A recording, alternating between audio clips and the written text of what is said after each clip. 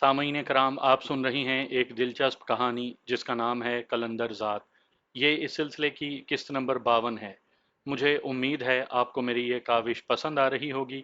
आपने अगर अभी तक मेरा चैनल कहानी घर सब्सक्राइब नहीं किया तो अभी मेरे चैनल को सब्सक्राइब करके बेल नोटिफिकेशन ऑन कर लीजिए ताकि आने वाली हर नई कहानी की इत्तला बर वक्त आप तक पहुंच सके। कोई सिख अमृतसर पहुंचे और वो माथा टेकने दरबार साहब ना जाए, ये हो नहीं सकता था। उस वक्त शाम हो चुकी थी जब हम अमृतसर पहुंचे। संधू अभी तक मुंबई में था और टामक टोइयां मार रहा था। मेरी उससे बात हुई तो मैंने उसे वापस मुंबई आने का कह दिया। मेरी दिली ख्वाहिश थी कि मैं रतनदीप सिंह से मिलूं। इससे भी ज्यादा मैं बानीता कौर को देखना चाहता था। मेरा अमृतसर में उसके साथ गुजरा हुआ वक्त बड़ा यादगार था। कई यादगार लम्हे अभी तक तिशना अपनी अपनी जगह पर मेरे और बनीता कौर के इंतजार में थे। मुझे उनका फ़ोन नंबर याद नहीं था कि उन्हें कॉल कर लेता। हाँ, इलाका ज़रूर याद था। मुझे पूरा यकीन था कि मैं वहाँ तक पहुँच सकता हूँ। मैंने रास्ते में जब जसपाल से जिक्र किया तो वो मुस्कुराते हुए बोला, यार मैं भी उसे देखना चाहता हूँ। जैसा तुमने उसके बारे में बताया है ना, वो देखने की चीज़ होगी। सो रास्ते ही में हमारा प्रोग्राम बन गया कि रतनदीप सिंह से ज़रूर मिला जाए। लेकिन पहले वो हरमिंदर साहब जाना चाहता था। वहीं से हमने टैक्सी वाले को छोड़ दिया। तकरीबन 2 घंटे के बाद हम हरमिंदर साहब से निकले और एक टैक्सी में उस इलाके में जा निकले। हमने उस टैक्सी वाले को भी फारिग किया और पैदल ही चल पड़े। शाम ढलकर रात में बदल चुकी थी जब हम रतनदीप सिंह की हवेली जा पहुंचे। रतनदीप सिंह को मैं बहुत अच्छी तरह याद था। मैं जब वहां पर था तो उस वक्त मेरे केस थे और मैं दिलजीत सिंह था। इसलिए वहां के लोगों ने मुझे नहीं पहचाना। लेकिन जैसे ही रतनदीप सिंह को मेरे बारे में पता चला तो वो मुझे लेने पोर्च तक खुद आया। वो मुझे यूं मिला जैसे मुझे दोबारा उसे मिलने की उम्मीद ना हो। ओ यार, बड़ी खुशी हुई है तुमसे दोबारा मिलकर। ये कहते हुए उसने मुझे गले लगा लिया। उसका मिलना मुझे बता रहा था कि वो कितने खलूस से मिल रहा है। मुझसे अलग हुआ तो मैंने इशारा करते हुए कहा, ये जसपाल सिंह है, मेरा दोस्त। ओ, तुम्हारा दोस्त है तो हमारा भी है ना। ये कहते हुए उसने जसपाल को भी गले लगा लिया। कुछ देर के बाद हम ड्राइंग रूम में बैठे बातें करते रहे। उसकी बीवी हमें आकर मिल गई थी। उसके दोनों बेटे घर पर नहीं थे। मुझे बानीता कौर से मिलने की बेचैनी थी। ऐसे में एक मुलाजमा ने बताया कि हमारे लिए खाना लगा दिया गया है। लो भाई, तुम लोग खाना शाना खाओ, फिर करो आराम, सुबह बातें होंगी। रतनदीप सिंह ने उठते हुए कहा, नहीं यार, हम सुबह तक नहीं रहेंगे, हमें आज ही मुंबई के लिए निकलना है। ये तो बस अमृतसर आया तो आपसे मिले बिना जाने को दिल न किया।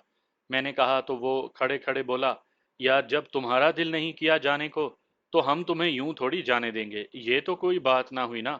कोई दुख सुख की बातें करते हैं। अगर अभी जाना बहुत ज़रूरी है तो मैं तुम्हें रोक नहीं सकता, लेकिन अगर कल तक रुक सकते हो तो रुक जाओ, कुछ देर ही सही। ये कहकर वो मेरी तरफ देखने लगा। ठीक है, हम कल दोपहर से पहले निकल जाएंगे, वैसे भी अभी टिकट लेने थे। मैंने कहा तो वो खुश हो गया। फिर चलते हुए बोला, खाना खाकर ऊपर आ जाना मेरे पास।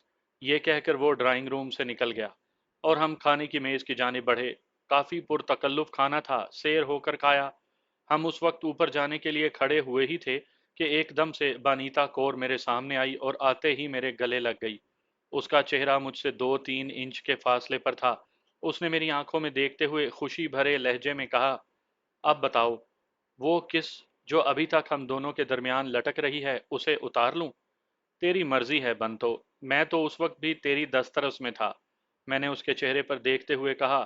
तो उसकी गिरफ्त एकदम से ढीली हो गई। फिर वो मुझसे अलग होते हुए बोली, मतलब तेरी मर्जी नहीं है, चल मैं उस वक्त ही तुझे तुमसे छीनूंगी जब तुम्हारी मर्जी हुई। ये कहकर उसने हैरत भरे लहजे में पूछा, ये तू अचानक टपक कहाँ से पड़ा? चल ऊपर बाबा के पास, वहीं बताता हूँ। और हाँ, ये मेरा दोस्त जसपाल सिंह। मैंने कहा तो वो एकदम से खुश होते हुए बोली, वही जसपाल। ये कहकर उसने जसपाल से जोरदार अंदाज में हाथ मिलाया। फिर हम दोनों का हाथ पकड़कर ऊपर की तरफ चल दी। रतनदीप सिंह अकेला ही अपने कमरे में था। मैंने उसे अपने बारे में इख्तसार से बताया कि किस तरह मुझे अगवा कर लिया गया था और अब मैं उसे तलाश करने के चक्कर में हूँ। सारी बात सुनकर उसने कहा, अपने फ़ोन में एक नंबर महफूज कर ले, जोरदार सिंह नाम है उसका। उसके बुढ़ापे पर मत जाना, जिगरी यार है मेरा। मुंबई के अंडरवर्ल्ड की पूरी जानकारी है उसके पास। खुद मुतहर्रिक नहीं, लेकिन ये सब सिख कम्युनिटी या सिख धर्म के लिए करता है, सिर्फ अपने लोगों को तहफ़्फ़ुज़ देने के लिए, वरना उसका अंडरवर्ल्ड से कोई लेना देना नहीं। ये कहकर उसने एक नंबर बताया जिसे मैंने महफूज कर लिया। तभी उसने जोरदार सिंह को कॉल मिलाकर मेरे बारे में बता दिया कि मैं किसी भी वक्त 2-4 दिन में उससे मिलूंगा। उसके बाद हम बहुत देर तक बातें करते रहे। वो मेरे जाने के बाद होने वाली बातें करता रहा। असल दिलजीत सिंह वापस लौट आया था। उसके वालदैन बहुत याद करते थे मुझे, लेकिन मेरे पास वक्त नहीं था कि उनसे मिल सकता। दिलजीत सिंह अब रतन सिंह ही के लिए काम करता था। वो जसपाल के बारे में बातें करता रहा। उसका ख्याल था कि जालंधर में बहुत काम हो सकता है अगर जसपाल इधर रहे तो। लेकिन बाबा, मुझे नहीं लगता कि ये पंछी पिंजरे में रहकर काम करने वाले हैं। पहली बार बानीता कौर इस गुफ्तगू में बोली थी, जो अब तक बिल्कुल खामोश थी। हाँ, लगता तो ऐसे ही है, रतन सिंह ने सर हिलाते हुए कहा और फिर हमारी तरफ देखा। बाबा, अगर आपकी इजाज़त हो तो मैं जमाल के साथ मुंबई चली जाऊं, थोड़ी हवा बदल जाएगी। उसने यूं कहा जैसे हम किसी तफरीही टूर पर जा रहे हों। इस पर जसपाल ने चौंक कर उसे देखा। देख पुत्र, तू अच्छी तरह समझती है कि ये वहां क्या करने जा रहे हैं। आगे तेरी मर्जी, रतनदीप सिंह ने आम से अंदाज में कहा। यहाँ भी तो वही कुछ है ना बाबा, ये सब मेरे लिए कौन सा नई चीजें हैं। उसने जिद्दी लहजे में कहा। बहुत फर्क है यहाँ और वहाँ में। सारे भारत और भारत से बाहर जितना क्राइम है, समझो वहीं से फूटता है। दिल्ली में इतना कुछ नहीं होता जितना मुंबई से बनाया हुआ खेल पूरे भारत में खेला जाता है। वहाँ भाईगिरी एक धंधा ही नहीं, रिवायत है। वहाँ एक अलग सी जिंदगी है, यहाँ से बिल्कुल मुख्तलिफ माहौल है। रतन सिंह ने कहा। तो आप मुझे डरा रहे हैं? वो बोली। नहीं, तुम्हारी बात का जवाब दे रहा हूँ, उसने आम से अंदाज में कहा। फिर तो मैं जाऊंगी, वहां से कुछ सीख कर ही आऊंगी ना। बाकी वाहे गुरु की मर्जी, उसने फैसला कुन लहजे में कहा। मैं जानता हूं कि तू बहादुर है, वहां सब। मैंने कहना चाहा तो वो बोली। तुम अगर साथ ना ले जाना चाहो तो अलग बात है। उसने मुझे देखते हुए कहा। हाँ, मैं तुझे साथ नहीं ले जाना चाहता, मैंने कहा। तो उसने चौंक कर मेरी तरफ देखा।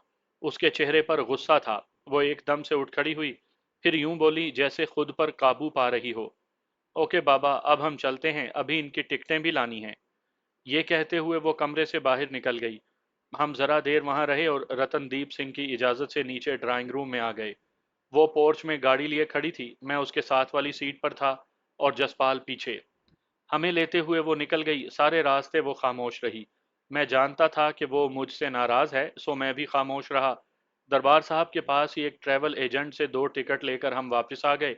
सुबह 10 बजे के करीब फ्लाइट थी। हम कार में आकर बैठ गए। नाराज हो? मैंने स्टेयरिंग पकड़े उसके हाथ पर अपना हाथ रखते हुए पूछा। नहीं तो, उसने मुख्तसर जवाब दिया। चल मैं तुझे आइसक्रीम खिलाता हूँ, मैंने खुशगवार अंदाज में कहा। मैं बच्ची नहीं हूँ, उसने रूखे लहजे में जवाब दिया। फिर हम में कोई बात नहीं हुई, यहाँ तक कि हम हवेली पहुंच गए। उसने ड्राइंग रूम ही से हमें अलविदा कहा और अंदर की जानिब चली गई। मुलाजमीन ने हमें कमरा दिखा दिया। सुबह नाश्ते की मेज पर रतनदीप सिंह, उसकी बीवी और बेटे मौजूद थे। खुशगवार माहौल में नाश्ता करके हम काफ़ी देर बातें करते रहे। फिर हम इजाज़त लेकर चल दिए। उनका एक मुलाजिम हमें एयरपोर्ट छोड़ने चल दिया। मुझे बानीता कौर के रूठ जाने का बहुत अफसोस था, लेकिन उसकी जिद भी तो ठीक नहीं थी। जिस वक्त जहाज उड़ा, उस वक्त मैंने उसे भी जहन से निकाल दिया। दोपहर के वक्त मुंबई एयरपोर्ट पर हम उतरे। हमें वहां किसी ने लेने तो आना नहीं था। हम एयरपोर्ट से बाहर निकले, जोहू जाने के लिए टैक्सी ली और चल पड़े। तकरीबन 1 घंटे बाद हम बंगले से ज़रा दूर उतर गए। जसपाल ने टैक्सी वाले को फारिग किया। हम बंगले का पूरी तरह आइडिया रखते थे, बस यूं ही एहतियातन पैदल चल निकले। संधू, अभीत, हरपाल और रोनीत कौर ड्राइंग रूम में बैठे हमारा इंतजार कर रहे थे। हमें वहां बैठे कोई 3 या 4 मिनट हुए होंगे कि बाहर से पूछा गया, जमाल साहब से मिलने के लिए बानीता कौर गेट पर आई हैं। ओह, मेरे मुंह से बेसाख्ता निकला। यार, लगता है तेरे प्यार में तड़प रही थी, जो तेरे पीछे पीछे आ गई। जसपाल जोर से हंसते हुए बोला। सभी मेरी तरफ देखने लगे। मैंने उसे अंदर आने के लिए कहा और उसके आने तक मुख्तसर तारुफ करवा दिया। सभी दिलचस्पी से उसे देखने लगे। नीली जीन्स पर गुलाबी शर्ट, खुले बाल, होंठों पर मैरून लिपस्टिक, स्याह गॉगल्स और कांधे पर छोटा सा बैग। तुम्हारा पीछे पीछे आना बहुत अच्छा लगा। जसपाल ने उठकर उससे हाथ मिलाते हुए कहा। मैं आगे आगे आई हूँ, 2 घंटे इंतजार करना पड़ा तुम दोनों का। आखिर एयरपोर्ट से यहाँ भी तो आना था। ये कहते हुए वो सबसे हाथ मिलाने लगी। जसपाल ने उसका बैग पकड़ लिया। वो सोफे पर बैठ गई। उस वक्त मुझे उस पर बहुत प्यार आ रहा था, मगर वो मुझसे रूठी रूठी लग रही थी। दोपहर के खाने के बाद सभी ऊपर वाले कमरे में एक मेज के गिर्द बैठ गए। जाहिर है हम वहां तफरीह करने तो आए नहीं थे। मैंने अपनी सारी कार्रवाई उन्हें बता दी, लेकिन जरा सी तब्दीली के साथ। मैं रोही और उसकी मदद को गोल कर गया था। वो सभी खुश थे। उन्हें गुरबाज से कोई मदद नहीं मिली थी। गुरबाज को ये मालूम था कि वो अभी तक चंडीगढ़ ही में है। उसे यही बताया गया था। जिस फोन से उसका राबता था वो बंद था। इसके अलावा उसने अभी तक कुछ नहीं बताया था। इसलिए उन्होंने मेरे ही प्लान पर अमल करने को कहा। प्लान ये है मेरी जान कि हम रामेश पांडे ही को पकड़ेंगे और उसी से आगे हमें मालूमात मिलेंगी। इसके सिवा हमारे पास कोई रास्ता नहीं। मैंने पूरी संजीदगी से कहा। लेकिन इसका सबसे बड़ा नुकसान ये होगा कि इससे आगे के सारे लोग अलर्ट हो जाएंगे और हमारे हाथ कुछ नहीं आएगा। संधू ने अपनी राय दी। बात उसकी माकूल थी। क्यों ना उसे पकड़ा जाए जिससे रकम की बात हुई थी, रोनीत कौर ने कहा। इससे क्या होगा, अभीत ने पूछा। वो गैंग सामने आएगा तो हम भी उनके सामने आ जाएंगे।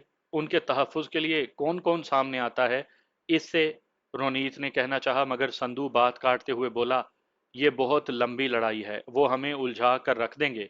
यहाँ के अंडरवर्ल्ड में कौन कब किसका दुश्मन बन जाए कुछ भी पता नहीं चलता, और ना ही हमें यहाँ के बारे में पूरी तरह इल्म है, किस जगह सांप है और किस जगह शेर। तो क्या तुम लोग यूं हाथ पर हाथ धरे बैठे रहोगे? कहीं से तो शुरुआत करनी है ना, रोनीत ने कहा।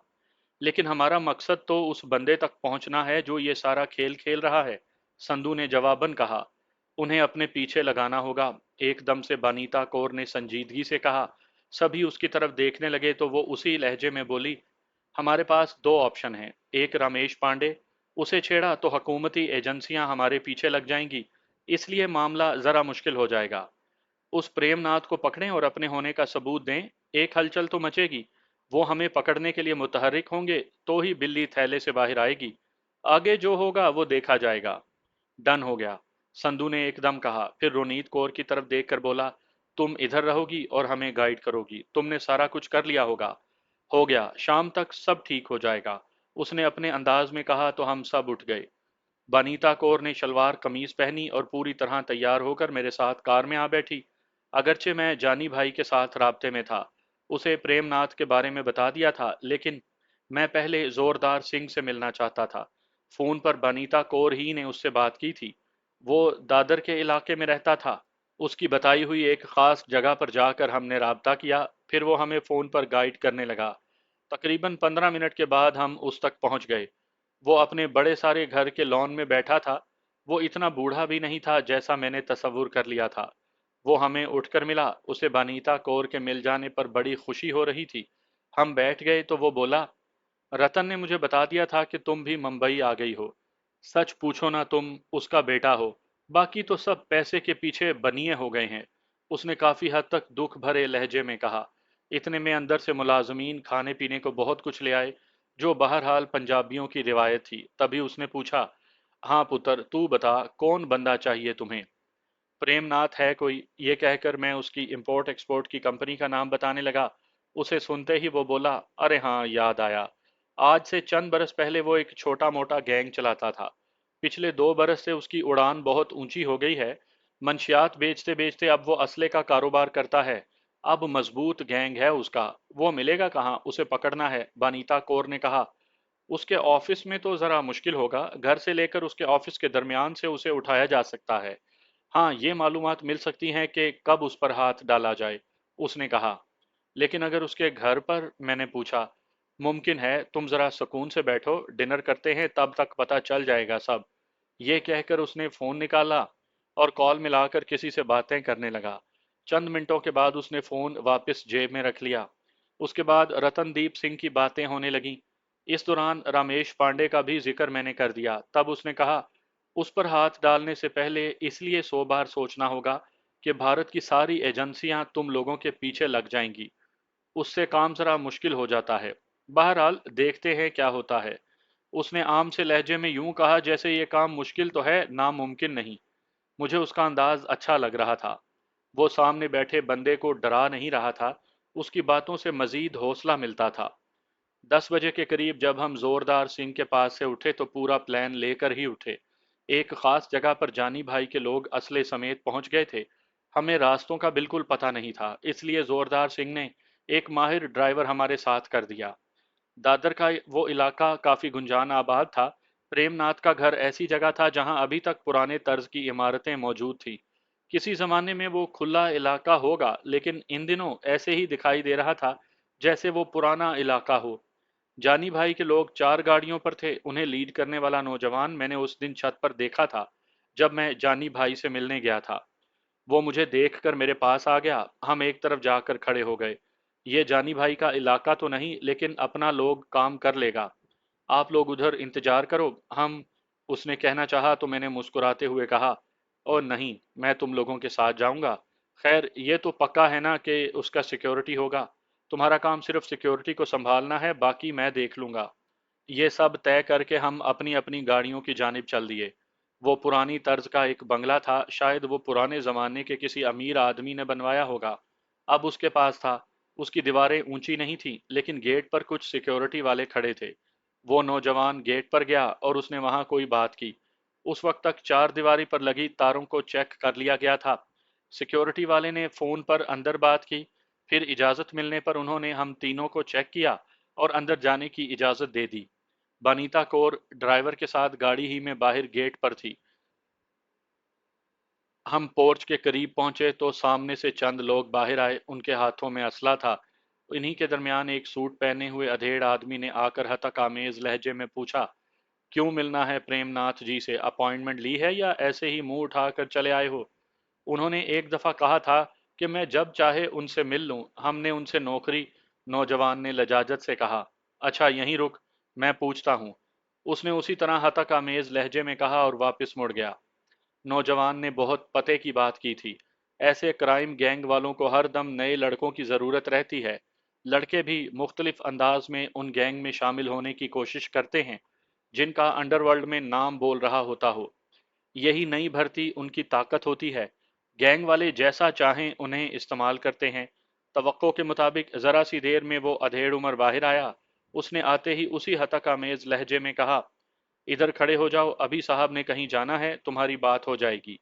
हम उस वक्त पोर्च के पास थे। सामने दरवाजा था जिससे प्रेमनाथ ने आना था। 4 कदम और 3 सीढ़ियां हमारी राह में थीं।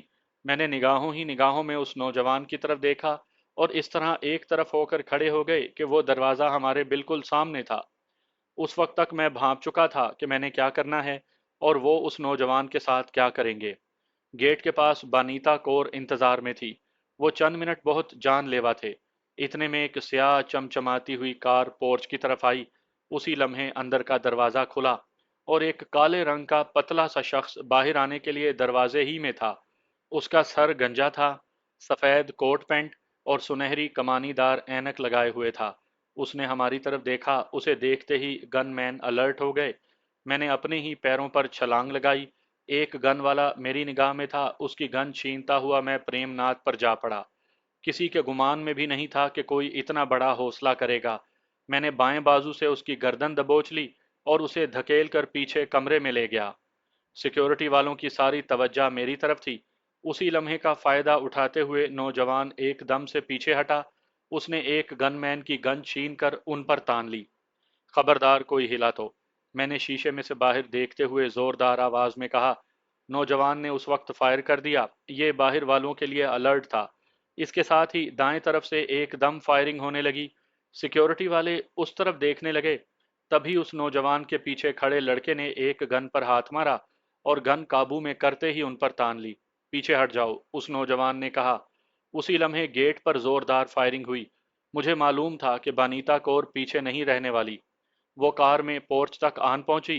तभी प्रेमनाथ ने घिघियाए हुए लहजे में पूछा, को कौन हो और क्या चाहते हो? मेरी बात मानोगे तो मारूंगा नहीं, ताउन करोगे तो काम आऊंगा, चलो। ये कहकर मैंने उसे आगे बढ़ाया तो सिक्योरिटी वालों ने गन्ने तान ली। तभी बानीता को रिवॉल्वर तान कर खड़ी हो गई। पीछे हटकर गन्ने फेंक दो, अगर अपनी जिंदगी चाहते हो तो। पूरा लश्कर है, कोई जिंदा नहीं बचेगा। उसने नफरत और गुस्से में कुछ यूं कहा कि प्रेमनाथ बोला, कोई फायर नहीं करेगा। मैं उसे धकेलते हुए अंदर की जानिब ले गया। तेरे पास सिर्फ 3 मिनट हैं, मेरे $10 मिलियन दे, एक भी बुलेट नहीं चलाऊंगा और चला जाऊंगा। दूसरी सूरत में, मैंने जानबूझकर फिक्रा अधूरा छोड़ दिया। तुम? उसने शिद्दत हैरत से मेरी तरफ यूं देखा जैसे उसने कोई भूत देख लिया हो। तब मैंने सर्द लहजे में कहा, वक्त शुरू हो गया है। उसी लम्हे अंदर से एक बंदा नमूदार हुआ। उसने फायर करना चाहा।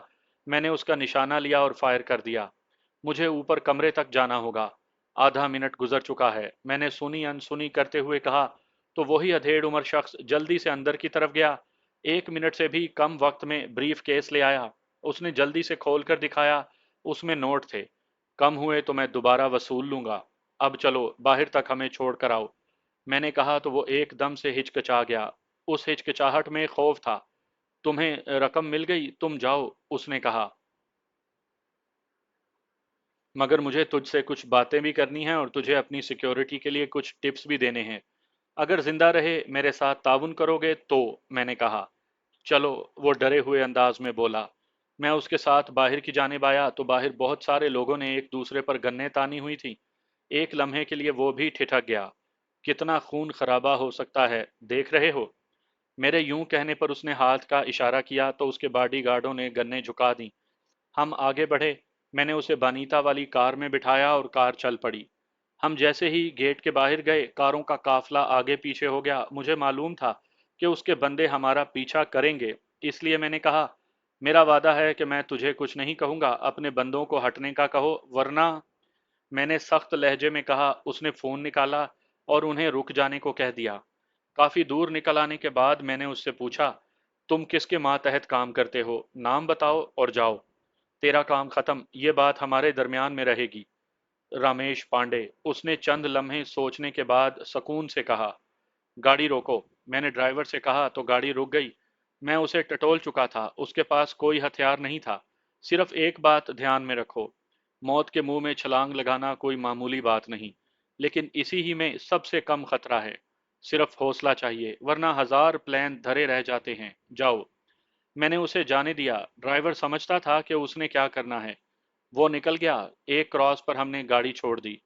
मैं और बानीता जानी भाई वाले लड़कों की गाड़ी में बैठ गए। मैं अब उनके रहमो करम पर था। वो मुझे कहाँ ले जाते। वो हमें जोहू वाले बंगले में आकर छोड़कर निकल गए। इस सारे मामले में 4 घंटे से ज्यादा का वक्त लग गया था। मैंने ब्रीफ केस जानी भाई के लड़कों को दे दिया था। हम अंदर गए तो सभी ड्राइंग रूम में थे। हमें देखकर उनकी सांस में सांस आई। ये देख, कत्ल और डकैती की वारदात, यही है ना वो बंदा? हमारी बात सुनकर संधू ने टीवी की तरफ इशारा करते हुए जोश में कहा। हाँ, यही है, बानीता ने कहा। मान गए उस्ताद। यार, तू इतना हौसला कैसे कर लेता है? संधू ने जोश भरे लहजे में हैरत से पूछा। देख, मौत का एक वक्त मुकर्रर है। उसे जब जहां और जिस वक्त आना है सो आना है। और फिर जो इंसानियत का दुश्मन है वो काबिल रहम नहीं। उसने मेरे साथ ताउन किया, मैंने उसे छोड़ दिया। मैं उसे मार भी सकता था, मैंने कहा। अब क्या करना है, उसने पूछा। ये तो रोनीत कौर बताएगी। मैं रोनीत की तरफ देखते हुए बोला। मतलब, उसने पूछा। मतलब रमेश पांडे, उसे ट्रेस करो, फिर प्लान करते हैं। मैंने कहा ही था कि जानी भाई का फोन आ गया। बड़ू, तुम तो उस्तादों का उस्ताद निकला रे। लड़का लोग तुमसे इम्प्रेस हो गया यार, उसने चहकते हुए कहा। बस जानी भाई, काम तो फिर काम ही होता है ना, मैंने भी खुशगवार मूड में कहा। अरे तेरा स्टाइल उन लड़का लोगों ने ऐसा बताया, दिल खुश हो गया रे। पन ये तू डॉलर क्यों भेजा? ये देखने को असली है या नकली? और फिर लड़कों ने भी तो मेहनत की है ना, मैंने हंसते हुए कहा। है तो असली, पन अभी मार्केट में लेकर जाने का नहीं। मेरी बात समझता है ना? लड़का लोग को मैंने खुश कर दिया, डोंट वरी, उसने चहकते हुए कहा। अच्छा किया, ये तेरा काम है, जो मर्जी कर। यार ऐसन कर, इधर मेरे पास आ जा। बड़ू, अक्खा मुंबई पर राज करेंगे, चल 50-50 पर बात कर। जानी भाई ने बड़े मूड में कहा। नहीं जानी भाई, मैं किसी और मंजिल का राही हूँ। तू बोल, तेरा कोई काम है तो, मैंने कहना चाहा तो उसने मेरी बात काटते हुए कहा। अरे नहीं, कोई प्लान हो तो बताना बड़ू। चल, रखता हूँ, उसने कहा तो मैंने भी फोन बंद कर दिया। हम सारी रात नहीं सोए थे। रात के 2 बजे के करीब जब रोनीत ने बताया, इस वक्त रामेश पांडे गोवा में है और वहां पर अपनी फैमिली के साथ है। सरकारी मालूमात के मुताबिक वहां पर वो छुट्टी गुजारने गया है। 3 दिन का टूर है, 1 दिन हो गया है, अभी 2 दिन बाकी हैं। तो फिर निकलते हैं, संधू ने फैसला किया। पहले पूरी मालूमात लो फिर निकलना। वो सड़क छाप या गैंग चलाने वाला गुंडा नहीं, सरकारी प्रोटोकॉल के साथ होगा, हरपाल हंसते हुए बोला। पर वो है तो इंसान ही ना। यहाँ मुंबई में वो ज्यादा ताकतवर होगा। संधू ने अपनी राय दी तो रोनीत बोली, बात ये नहीं कि वो कितना ताकतवर या कमजोर है, बात सिर्फ मालूमात की है। तुम ये क्यों नहीं समझते कि जिसके पास ज्यादा मालूमात होंगी वो उतना ही ताकतवर होता है। वो यहाँ है या वहाँ, हमें रास्ता कहाँ से मिलता है। तो ठीक है ना, आज और अभी निकलते हैं गोवा। अपनी गाड़ियों में निकलेंगे तो 10 घंटे का रास्ता है, जहाज से जाओगे तो 1 घंटे का। वहां जाकर लोकेशन देखते हैं, 2 दिन में कुछ ना कुछ तो मालूमात मिलेंगी। मेरा एक दोस्त है वहां, संधू ने कहा। ठीक है तो फिर निकलते हैं, मैं बोला। एक बात कहूं, अगर बुरा ना मानो तो, संधू ने मेरी तरफ देखकर कहा। तो सबने उसकी तरफ देखा। बोलो, मैंने कहा। यार ये मामला मुझ पर छोड़ो, तुम इधर मुंबई में रहो, हम देखते हैं उसे। उसने यूं कहा जैसे वो कुछ करना चाहता हो। मुमकिन है यहाँ पर वो अपने आप को एक फालतू शय तस्वुर कर रहा हो। वो यहाँ रहकर सिवाय खाली दावों के और कुछ नहीं कर सका था। यह भी मुमकिन था कि उसके अंदर का मर्द ये बर्दाश्त ना कर रहा हो कि वो नाकारा हो चुका है। वो खुद को साबित करना चाहता हो कि अब भी वो संधू ही है। मैंने चंद लम्हे सोचा और कहा, ठीक है, अपनी टीम बना लो और निकल जाओ। वो एकदम जोश से भर गया। तुम और बानीता इधर रहो, बाकी हम सब जाते हैं। उसने कहा तो मुझे याद आया। तभी मैंने पूछा, वो गुरबाज ने कुछ बताया या अभी तक बेहोश पड़ा है। नहीं, वो है तो होश में, लेकिन बता कुछ नहीं पा रहा। मुझे लगता है अब उसका कोई फायदा नहीं। अभीत ने बताते हुए अपनी राय दी। चल उसे तो देखते हैं, अगर नकारा है तो फेंक देते हैं। ये कहते हुए मैंने संधू की तरफ देखा और बोला, तब तक संधू तुम अपने दोस्त को तलाश कर लो जो मदद कर सकता है, या फिर कोई दूसरा तलाश करना होगा। ओके, संधू ने कहा। तो मैं, अभीत और जसपाल उसके साथ नीचे तय खाने की तरफ चल दिए। गरबाज फर्श पर दोहरा पड़ा था, हमें देखते ही उठ गया। उसके उठने की कैफियत को देखकर मैं समझ गया था कि उस पर बहुत तशद्दुद हो चुका है। मैं उसके पास जाकर फर्श पर बैठा और उसके चेहरे की तरफ देखने लगा। वो चंद मिनट तक मेरी तरफ देखता रहा, फिर भराई हुई आवाज में बोला, तुम लोग मुझे मार क्यों नहीं देते हो। इसलिए कि तुम्हें मारकर हमें कुछ हासिल होने वाला नहीं, बल्कि जो तुम्हें मालूम है वो बता दो। मैंने उसके चेहरे पर लगे जख्म पर उंगली फेरते हुए कहा, मुझे नहीं मालूम कि तुम लोग मुझसे क्या पूछना चाहते हो। मुझे जो पता था वो मैंने सब बता दिया, उसने रो देने वाले अंदाज में कहा। लेकिन हमारे मतलब की बात तुमने एक भी नहीं बताई, मैंने कहा। मैं कैसे और क्या बताऊं कि तुम्हें मेरी बात पर यकीन आ जाए। मैं शुरू से बता सकता हूं कि मैं कैसे इस गेम में आया। इसमें से तुम जो चाहो पूछ लो, वो रोहांसा होते हुए बोला। ये फिर एक नई कहानी सुना देगा, जसपाल ने कहा। नहीं, मैं पूरी बात बताऊंगा जो बिल्कुल सच होगी, उसने कहा। चल ठीक है, सुना, मैंने कहा और फर्श पर आलती पालती मारकर बैठ गया। वो कहने लगा, मैं कनाडा में रियल एस्टेट का छोटा मोटा काम करता था, लेकिन मेरी हरदम कोशिश यही होती थी कि रातों रात अमीर बन जाऊं। इसलिए मैं हर तरह का धंधा भी कर लेता था। ऐसे ही एक दिन मेरे दोस्त ने मुझे एक अधेड़ उम्र शख्स से मिलवाया कि उसे भारत में किसी काम के लिए कुछ बंदे चाहिए। मैं उसे टोरंटो ही में मिला था। काम क्या था, मैंने पूछा। वही बता रहा हूं ना। ये कहकर वो चंद लम्हे रुका, फिर बोला, उसने संदीप अग्रवाल यानी संधू को अगवा करने में मेरी मदद देने और उसकी गर्लफ्रेंड नेहा अग्रवाल को अपनी मोहब्बत के जाल में फांसने का काम दिया। दोनों काम जबरदस्त थे। ये काम मुझे मेरी शक्ल सूरत देखकर नहीं, बल्कि इंडियन और पंजाबी होने की वजह से मिला। इसमें डॉलरों की बहुतायत के अलावा एक फिल्म एक्ट्रेस के साथ वक्त गुजारने का चांस भी था। मैंने फौरन हाँ कर दी। हमारे साथ 7-8 मजीद लोग थे। उन्हें ऐसे ही मुख्तलिफ लोगों के अगवा में मदद देना थी। अगवा करने वाले कौन लोग थे ये हमें नहीं बताया गया। मैं चंद दिन के बाद ही भारत आ गया। यहाँ आकर तूने जो कुछ किया, संधू को अगवा करवा दिया, जसपाल ने कहा। मैंने पूरी मेहनत की थी और उनका जो काम था वो पूरा कर दिया। मैंने बड़ा मोहतात प्लान बनाया था, सिर्फ मैंने लालच ये किया कि संधू की दौलत समेटना चाहिए। वो भी मैंने समेट ली थी। अब सिर्फ नेहा को कत्ल करना बाकी था कि सारी कहानी वहीं दब जाए। और जसपाल ने मुझे पकड़ लिया। तुमने आजाद से बात की थी, क्या ये वही शख्स था जिसने तुमसे कनाडा में डील की थी, मैंने पूछा। नहीं, वो कोई दूसरा शख्स था, लेकिन भारत में आकर उसी से राब्ते में थे। इस दौरान ही मुझे मालूम हुआ कि वो सब लोगों को एक जजीरे पर इकट्ठा कर रहा है। अब उसका नंबर बंद है। उसने रोहासा होकर कहा। अच्छा चलो ठीक है। अब अगर हम तुम्हें छोड़ दें तो फिर तुम क्या करोगे? जाहिर है तुम हमारे काम तो नहीं आओगे। मैंने उसकी आंखों में देखकर पूछा। मैं हमेशा के लिए इस जिंदगी से तौबा कर लूंगा और वापस कनाडा चला जाऊंगा। मैंने बहुत सजा पाली। उसने मिन्नत भरे लहजे में कहा। ओके, देखते हैं तुम्हारे साथ क्या करते हैं, मैंने कहा और उसके पास बैठ गया। ऊपर ड्राइंग रूम में आकर मैंने जसपाल से पूछा, क्या ख्याल है तुम्हारा? मुझे नहीं लगता कि वो अब भी सही बात कर रहा है, उसने उलझते हुए कहा। और अभी तुम क्या कहते हो? मैंने पूछा। नहीं, जो उसने कहना था कह दिया। पता नहीं कितनी बार पूछा, वो यही जवाब दे रहा है। उस पर मजीद मेहनत फजूल है, उसने नफी में सर हिलाते हुए कहा।